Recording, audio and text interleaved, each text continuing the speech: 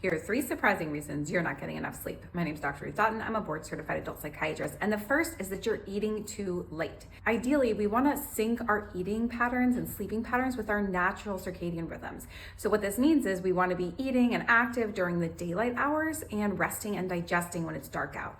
Now, this isn't always possible. Like where I live in New England, in the dead of winter, we have about 7 to 8 hours of daylight. But as much as is possible, you want to try to keep your eating window to daylight hours. Generally, I recommend trying to have dinner by around 6 or so, if at all possible, and no late night snacking after that. You have dinner and then you're done for the day. You can have water, you can have tea, but no more food after dinner. This will trigger to your body that it's time to rest and digest. Number 2 is eating the wrong things for that last meal of the day. So if you're someone who has insulin resistance, which is kind of the precursor to diabetes, which most adults in the United States do, then if you eat a high carbohydrate meal before dinner, especially if it's full of refined sugars and carbohydrates, you're going to cause a blood sugar spike that's going to lead to a cascade of stress hormones a few hours later, which is probably right around when you're trying to go to sleep. So this is going to make it hard to go to sleep. Also, if your blood sugar levels are elevated overnight, then you're going to be going to the bathroom throughout the night. So this is also going to contribute to interrupted sleep. So I recommend focusing on a meal that's full of healthy fats and good protein. And then of course you can add on some whole food sources of carbohydrates like vegetables, potatoes, whole grains, whatever, but it shouldn't be the centerpiece of the meal. If at all possible, I'd recommend avoiding those refined sugars and carbohydrates.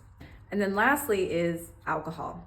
So we know that alcohol, although it can bring on sleep onset quicker, it's going to disrupt your natural sleep patterns overnight and it's going to cause interrupted sleep. So I know a lot of people may try to have a glass of wine or something to help them wind down and to feel sleepy, but actually this is counterproductive. So if you're gonna drink alcohol at all, which I don't really recommend, but I understand it's a part of life for a lot of people, then I would keep it to the afternoon, maybe early evening. But again, just like eating, I would try to make sure you're not drinking after 6 so that it's pretty much out of your system by the time you're ready to go to sleep. Let me know what you think about these thoughts and if you have other things that you've discovered have been impacting your ability to fall asleep.